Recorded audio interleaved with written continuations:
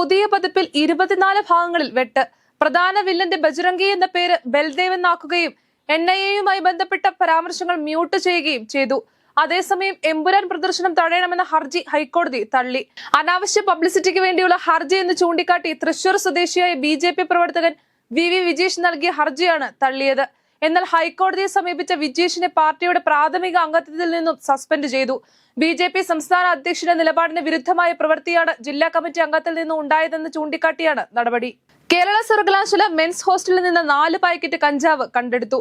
Excise വകുപ്പ് നടത്തിയ പരിശോധനയിലാണ് കഞ്ചാവ് കണ്ടെത്തിയത്.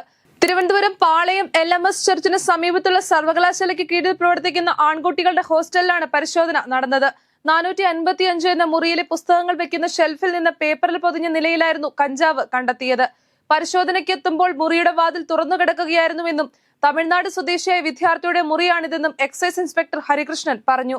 ആരോഗ്യമന്ത്രി വീണ ജോർജ് കേന്ദ്ര ആരോഗ്യമന്ത്രി JP നദ്ദയുമായി കൂടിക്കാഴ്ച നടത്തി. കേരളത്തിന്റെ ആവശ്യങ്ങൾ അറിയിച്ചുവെന്നും ആശാപ്രവർത്തകരുടെ ഇൻസെന്റീവ് കൂട്ടുന്ന കാര്യം പരിഗണിക്കാമെന്നും കുടിശ്ശികയുടെ കാര്യവും പരിഗണിക്കുമെന്നും കേന്ദ്രമന്ത്രി അറിയിച്ചിട്ടുണ്ടെന്നും അതുപോലെ എയിംസ് വിഷയം അവതരിപ്പിച്ചെന്നും വീണ ജോർജ് പറഞ്ഞു. താമരശ്ശേരി ഷഹബാസ് കൊലപാതക കേസിൽ കുറ്റാരോപിതരായ വിദ്യാർത്ഥികളുടെ ജാമ്യാപേക്ഷ പരിഗണിക്കുന്നത് മറ്റന്നാളത്തേക്ക് മാറ്റി. ജില്ലാ പ്രിൻസിപ്പൽ സെഷൻസ് കോടതിയുടേതാണ് നടപടി. ക്രിമിനൽ സ്വഭാവമുള്ള കുട്ടികൾക്ക് ജാമ്യം നൽകരുതെന്നും രേഖകൾ സമർപ്പിക്കാനുണ്ടെന്നുമാണ് തടസ്സവാദത്തിൽ പറഞ്ഞിരിക്കുന്നത്. ഇതോടെയാണ് ഹർജി പരിഗണിക്കുന്നത് മറ്റന്നാളത്തേക്ക് മാറ്റിയത്. ജുവനൈൽ ജസ്റ്റിസ് ബോർഡ് നേരത്തെ ജാമ്യ ഹർജി തള്ളിയതോടെയാണ് കുറ്റാരോപിതർ ജില്ലാ കോടതിയെ സമീപിച്ചത്. വഖഫ് ഭേദഗതി ബില്ലിനെ അനുകൂലിച്ചില്ലെങ്കിൽ കേരളത്തിലെ MP-മാരുടെ മതമൗലികവാദ നിലപാട് ചരിത്രമാകുമെന്ന് ദീപിക മുഖപ്രസംഗ ലേഖനം. CPM-നും കോൺഗ്രസിനും ബില്ലിനെ കുറിച്ച് ഇനിയും മനസ്സിലായിട്ടില്ലെങ്കിൽ ഒന്നും പറയാനില്ലെന്നും മുൻപത്തെ ജനങ്ങളെ സഹായിക്കുമെന്ന് പറയുന്ന ഭരണപക്ഷവും പ്രതിപക്ഷവും പാർലമെന്റിൽ ഇരട്ടത്താപ്പ് കാണിക്കുകയാണെന്ന് മുഖപ്രസംഗത്തിൽ വ്യക്തമാക്കുന്നു. അതേസമയം വഖഫ് നിയമ ഭേദഗതി ബില്ല് നാളെ ലോക്സഭയിൽ അവതരിപ്പിക്കും. നാളെ ഉച്ചയ്ക്ക് 12 മണിക്കാണ് ബിൽ സഭയിൽ അവതരിപ്പിക്കുക. ശേഷം ബില്ലിന്മേൽ 8 മണിക്കൂർ ചർച്ച നടക്കും. മുസ്ലിം വിരുദ്ധ പരാമർശവുമായി വീണ്ടും യോഗി ആദിത്യനാഥ്. ആഘോഷങ്ങളും ഉത്സവങ്ങളും ധിക്കാരം കാണിക്കാനുള്ള അവസരമല്ലെന്നും അച്ചടക്കം ഹിന്ദുക്കളിൽ നിന്ന് പഠിക്കണമെന്നുമാണ് യോഗി ആദിത്യനാഥിന്റെ പുതിയ വാദം. റോഡ് നടക്കാനുള്ളതാണെന്നും നിസ്കരിക്കാനുള്ളതല്ലെന്നുമാണ് യോഗി ആദിത്യനാഥ് വ്യക്തമാക്കുന്നത്.